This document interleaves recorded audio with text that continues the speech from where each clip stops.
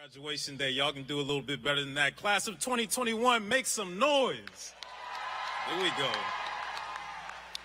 To the president and provost, the administrative staff, the graduates and families, it is my absolute privilege to be here with you.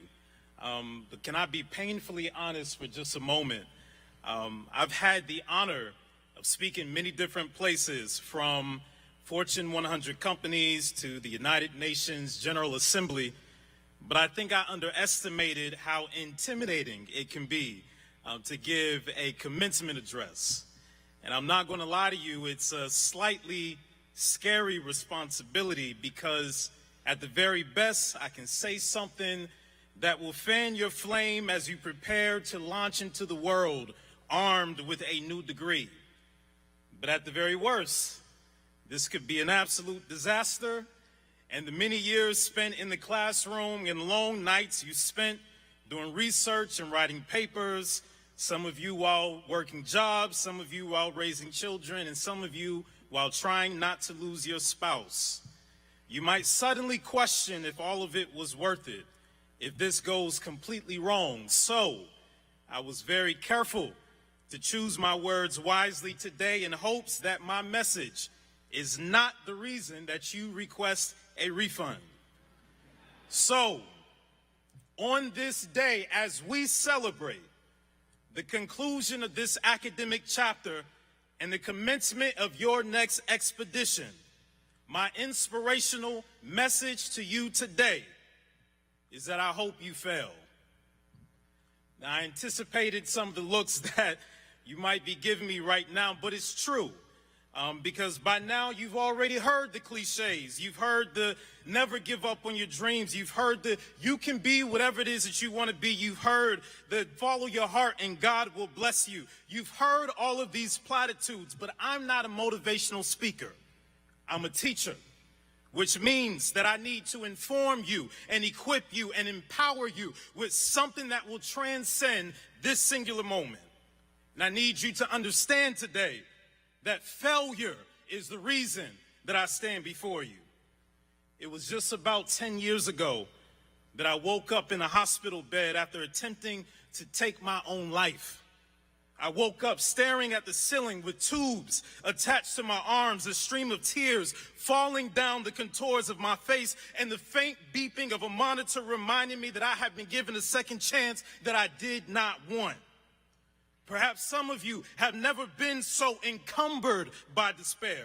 Perhaps some of you have never fallen so low into the depths of failure and made your bed at the bottom where it feels like the coldest crypt or the hottest of hells. Some people lose themselves there. But then there are others whose passion is birthed in a moment of pain. I recently took one of the biggest risks of my life when I decided to write a book. Some anticipated that I would write about my successes. They thought I'd write about getting recruited by an Ivy League by the age of 26. They thought I'd provide tips on how to get rich and make the Forbes list by the age of 30. Yes, I have done these things, except, to be clear, I am not rich. However, I do have a very special surprise for you today. So what I want everyone to do here is I want you to take a moment and I want you to reach beneath your seats. Go ahead. Reach beneath your seats. You see that? There's nothing there.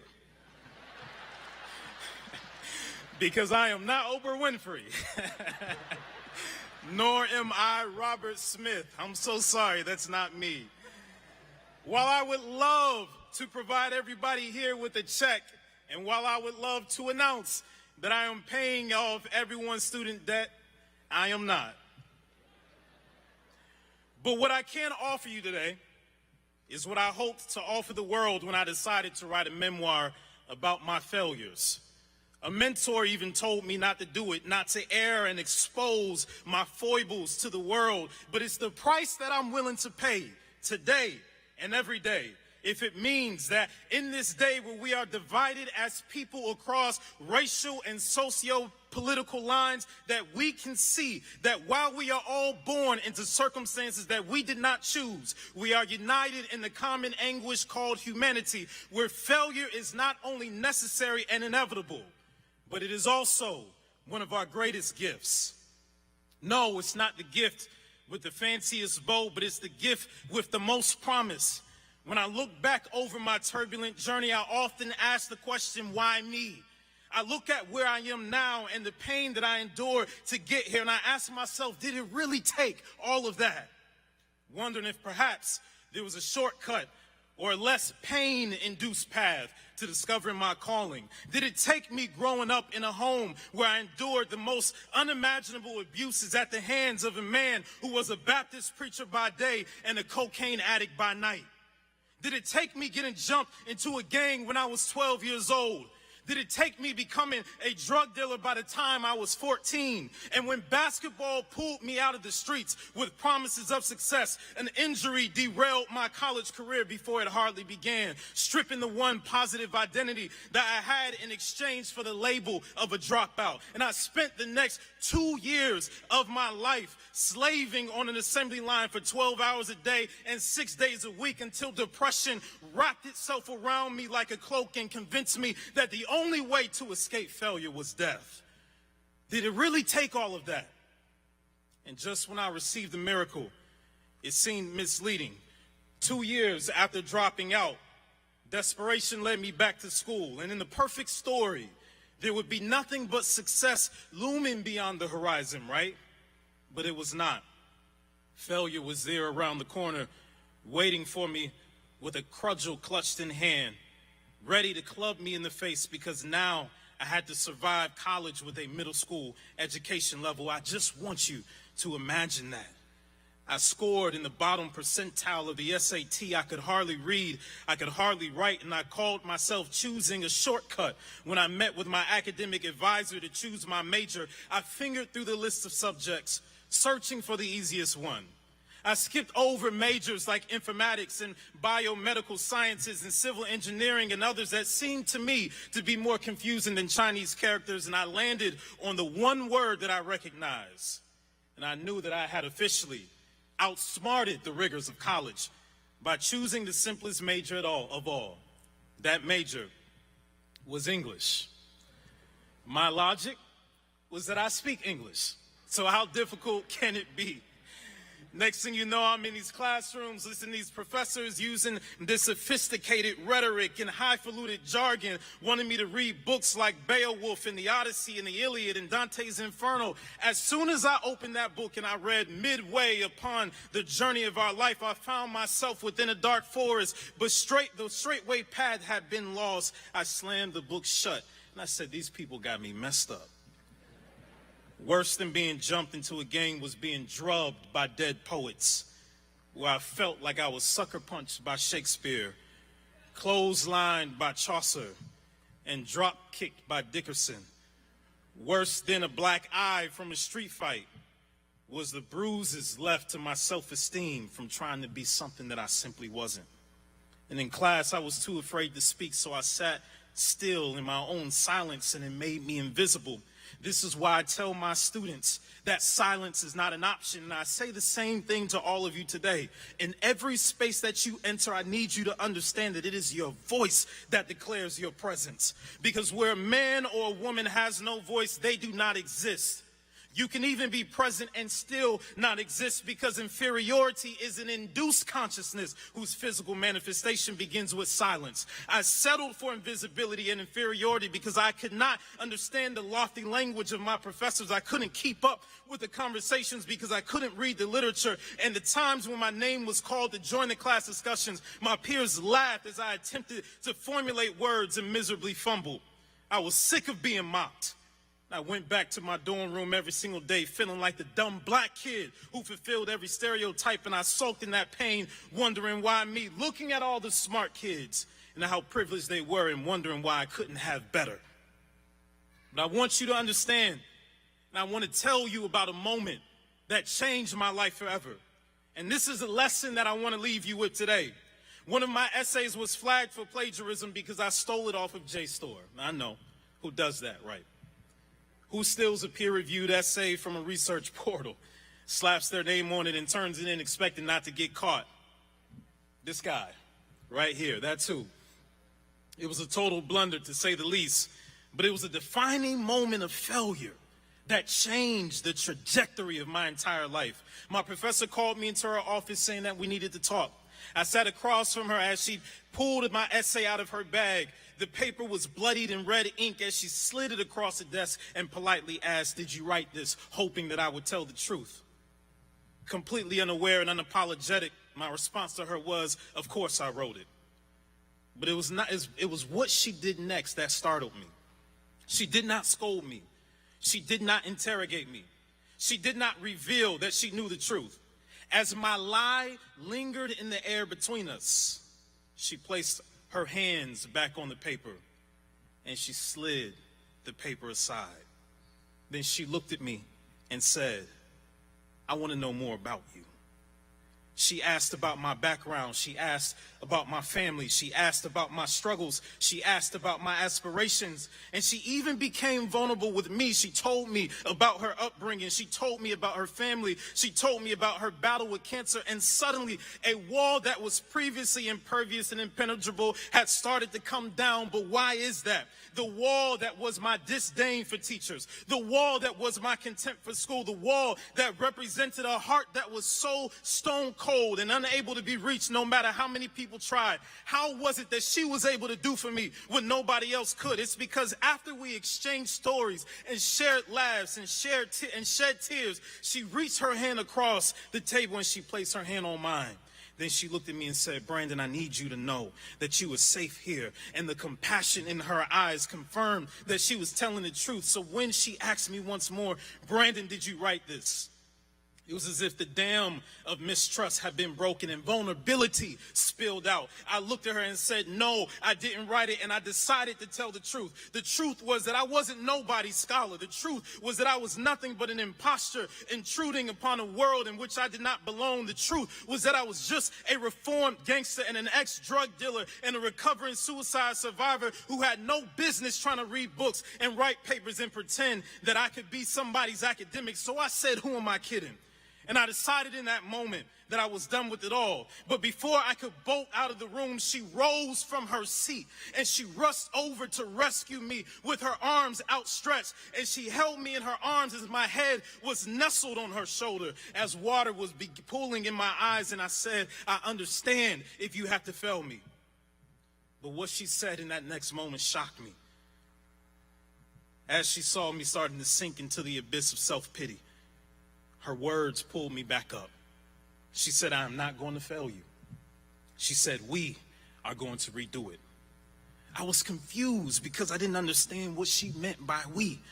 It would have been an act of grace if she said I could redo it, but instead she said we are going to redo it. And what does this mean? It means she did not look at my insufficiencies and insecurities and inadequacies and leave me to fend for myself. No, when this woman found me in the dark pits of despair, she was willing to reach down and climb down and crawl down and meet me where I was in the grimy trenches of failure. And she was willing to struggle with me until she could pull me out. How did she do that? By spending the next several months outside of class, outside of office hours, sitting with me at the local bookstore, teaching me how to read and how to write. And here's what I need you to understand. The reason why I share this with you today is because what this woman did for me was more than show me the power of an educator. She showed me our collective responsibility as teachers and doctors and lawyers and engineers and artists and whatever it is that you spent the last several years studying to earn this degree that you'll receive today. No matter what field you go into, I need you to understand that your responsibility is to be a servant leader. And I'm not talking about your major. It's much bigger. Right now, I'm talking about your mission. If you ask any successful person from Jeff Bezos to Tyler Perry to Oprah Winfrey, they will boast on the seasons of failure because it gave them every tool that they needed to leverage their success. But that's not why I hope you fail. Not so you can become a billionaire like Oprah. Not so you can become famous like Tyler Perry. Not so you can become the wealthiest person in the world like Jeff Bezos. The reason why I hope you fail is because failure promises us the gift that money can't buy. and that is the gift of empathy. Empathy is what allows us to step into somebody else's shoes. Empathy is what allows us to see the world through somebody else's lens. Empathy is what breaks down every barrier of racism and sexism and pierces through the wall of every injustice. Empathy is what allows an old white woman to look at my black skin, in my baggy jeans, in my Timberland boots, in my urban slang, and everything else about me that the world said was a problem. She looked beyond all of it, and she saw my potential to change the world. And that is what I see right here before my very eyes this day. Hundreds of people who have the same potential to leave an indelible mark on the world, but not if you don't understand the true impetus of change. When asked about transformation, I tell people with conviction that English did not change me. Academics did not change me. Education did not change me. Love is what changed me, because empathy changes people more than information ever will. If you want to be true agents of change, you must first understand that change comes through the front door of the heart and the back door of the mind. In the words of my dear mentor, Dr. Cornel West, you can't save people that you don't serve, and you can't lead people that you don't love. And so, class of 2021, as we celebrate your commencement and send you into the world, I came here today to tell you that I hope you fail. I hope you fail in all the right places, because when you do, the greatest teacher will be there to catch you in their arms, and you'll never forget that moment, because it will teach you about your responsibility to the world. I want to leave you with this last thought. At every turn of my life that was disguised as failure, I asked the question, why me? When I suffered abject abuse as a child and my stepfather left me bruised and mangled on the floor, I asked the question, why me? When I went to college to play basketball and immediately suffered a knee injury, I asked the question, why me? When I dropped out of school, attempted suicide, and barely survived, I asked the question, why me? Through all of that suffering, I asked why me, and I'll be honest with you, I had a problem with God for a while, because that mess nearly broke me and it nearly killed me, and I wondered maybe there was some other better way. Did it really take all of that? Then I finally got my answer when I made it to Harvard, a place that nothing in my life seemed to qualify me for. That is when I learned that God does not call those who are qualified, but he qualifies those whom he calls. And as I sat there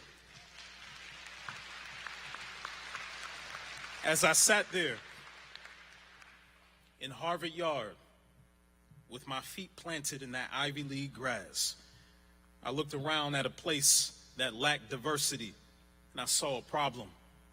And I had no idea that all of that time, my entire journey, that roundabout, meandering journey, had done nothing but prepare me to be the solution in this moment. Why me? It was never about me. And everything that you've been through, no matter how big or how small, it was never about you. My failures weren't about me. Your failures weren't about you. They were always about the people that we will someday be used to reach out and touch. Because God has a strange way of breaking us into places that he wants to use us to help heal the world. Whether it's a setback like family traumas or success like earning your degree today, what you've survived and what you've achieved means absolutely nothing if you don't use it to make somebody else's life better. So I'm sorry if today you expected a message about how to climb the ladder and get rich, because the message I've come with today is about how you climb the ladder and reach back. So as you stand at this moment on the precipice of the unknown, where failure is sure and inevitable, you might wonder if you should play it safe, or you might wonder if you should take the leap. I know you're scared, but I'm here to encourage you to do it afraid, because it reminds me of the poem by Eric Hansen that says there is freedom waiting on you on the breezes of the sky. And you ask, but what if I fall? Oh, my darling, but what if you fly? Class of 2021, I hope you fail. It's not a matter of if, but a matter of when. It's not a matter of why, but a matter of how. And when you fail, my earnest hope and my deepest desire is that you will fail forward, that you will spread your wings, that you will find your voice, that you will see your potential, that you will manifest your power. And because of the journey that you endured, that you will find it incumbent upon yourself to blaze trails in the spaces where we belong, to break down every barrier of opportunity, to shatter every glass ceiling, and to be intrusive in the spaces that are not inclusive. Class of 2021, congratulations. Go out and conquer the world. Thank you very much.